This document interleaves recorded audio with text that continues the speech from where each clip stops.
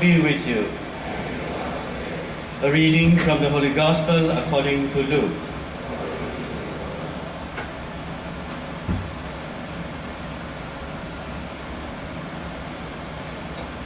Jesus said to his disciples, "The Son of Man is destined to suffer grievously, to be rejected by the elders and chief priests and scribes, and to be put to death, and to be raised up on the third day."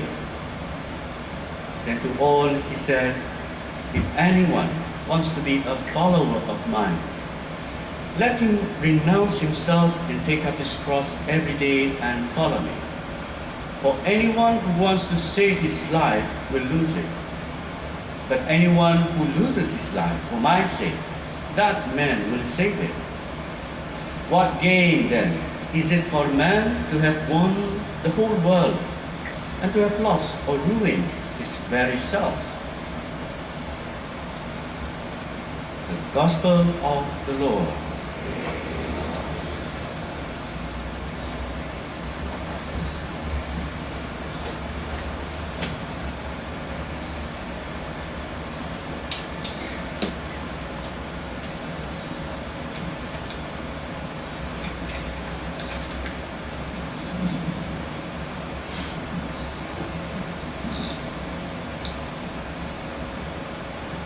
When we listen to the first reading, when we hear Moses telling the Israelites to choose life and not death,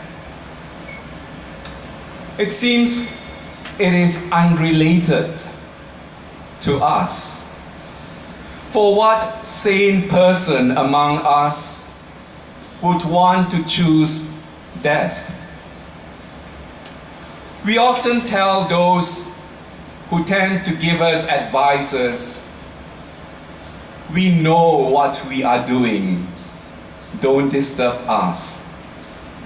In other words, we are certain that what we are doing is what gives us life.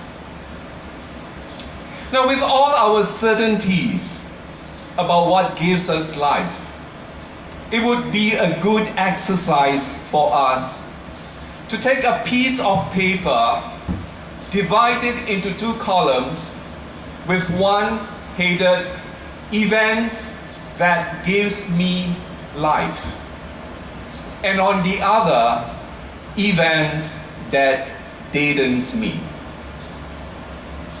Then scribble down whatever comes to your mind into either of the two columns. You might be surprised to see which column has the longest list. That the choice that we seem to be so certain of to give us life is often the one that does not give us life. Ignatius of Loyola saw that moment in his life when he was convalescing after a cannonball hit his leg.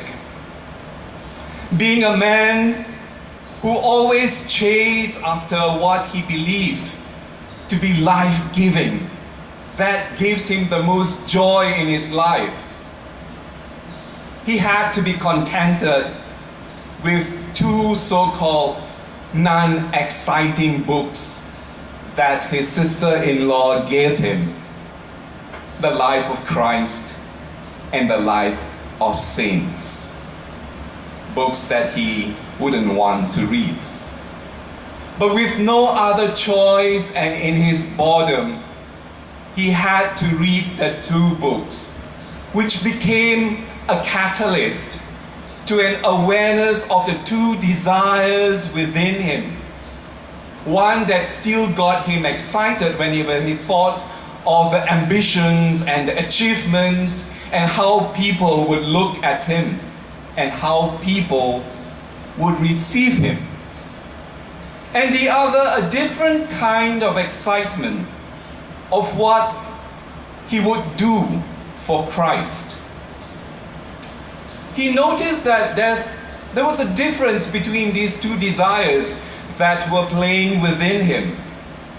The former one was short-lived. The later one lasted him a good while. He saw which was life-giving to him. Therefore, in teaching his fellow companions, especially another young and ambitious Francisco Xavier, or Francis Xavier, who was very much like him, very ambitious, Ignatius asked him, "What will it profit a man to gain the whole world and lose his own soul?"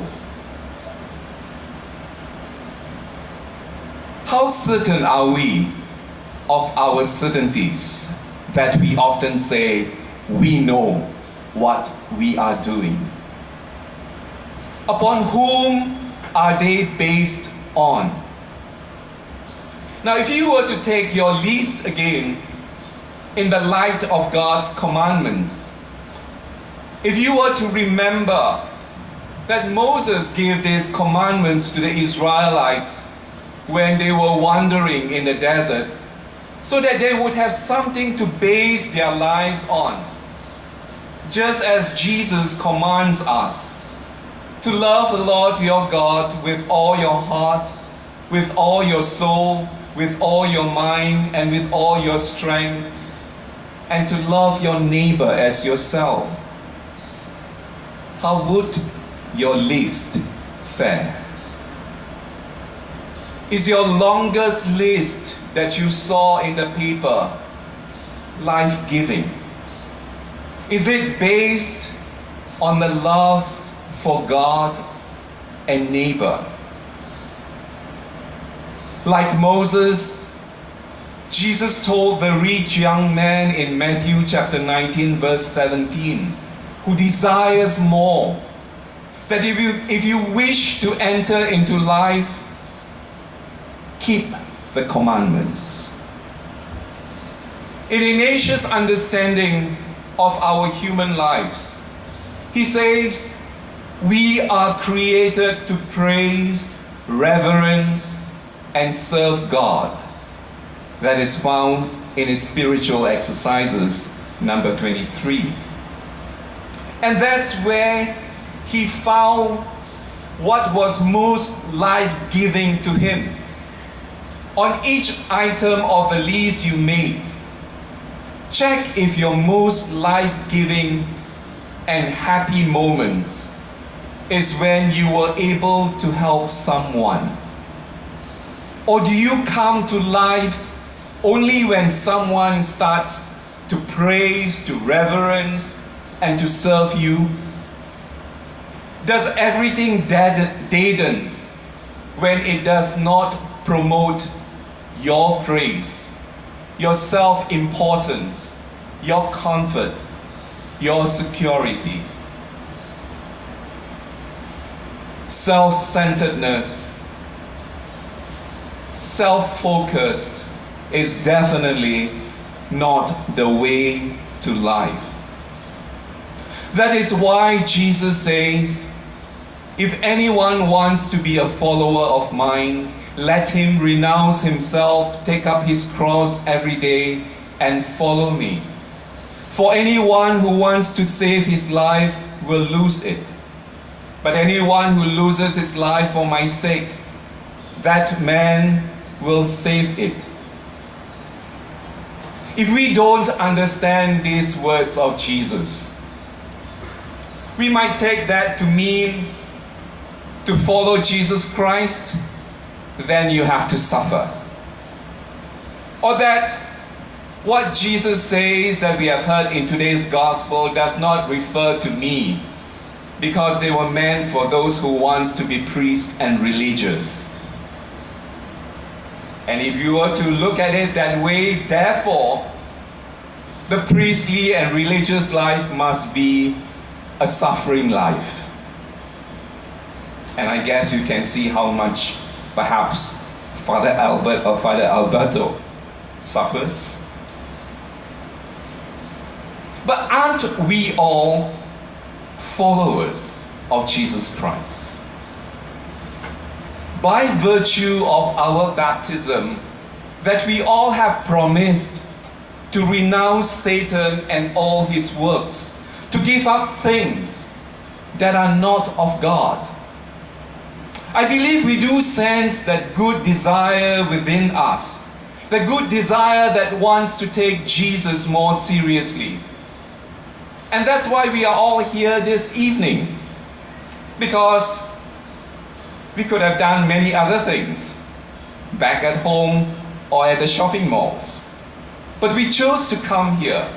We come here to recall, to relive the 9 days of Novena that is between the Ascension and Pentecost, when the apostles and the Blessed Virgin Mary spent in prayers. And that through the intercession of Saint Francis Xavier, we may have the life that we are all looking for. Indeed, it is life that we have all been seeking all this while. Through the ways, through our many actions, it is life that we want. That we say, we know what we are doing. Some of us seek it by pumping more tablets, more cosmetics, more plastic surgery for life. Some of us seek it by anything that can immediately gratify me, even to experience this happiness for a short while. But isn't it a blessing that this novena that we have coincide with Lent? A time to search deeper into ourselves, a time to find our real identity, a time to return to one to whom we really belong, and a time to see God as God really is. Like how we can misinterpret what Jesus says, so can we when we think of Lent. You know, often in our expression of Lent, that when Lent comes, we would immediately associate it as a time of giving up. The things that we like to eat, the things that we do. But if that is how we associate it with, what happens after Lent is over? Then it's the wrong desire that has taken us through Lent. We have to enter into the spirit of Lent and ask ourselves, why do we need to do what we have to do? Just like why do we need to renounce ourselves and to take up our cross every day? It is as if God is most pleased to see us having a hard time during Lent. And we see holiness perhaps as determined to see how much we are able to endure suffering. This is a total distortion of Jesus' message.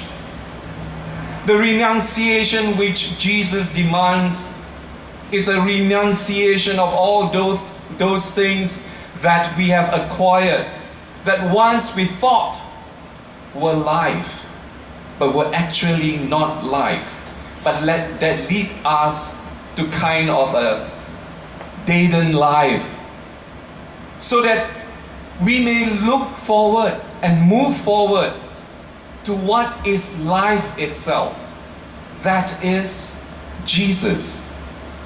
It is this desire within us that as we gather, a desire that not just say to be satisfied with this, but a desire that says we want more, to know not just of what we have, but that we may be able to relate, that we may be able to be with a God who wants to be with us.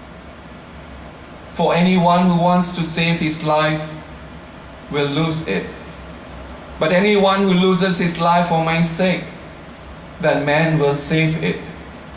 What gain then is it for a man to have won the whole world and to have lost or ruined his very self? Happy is the man who has placed his trust in the Lord.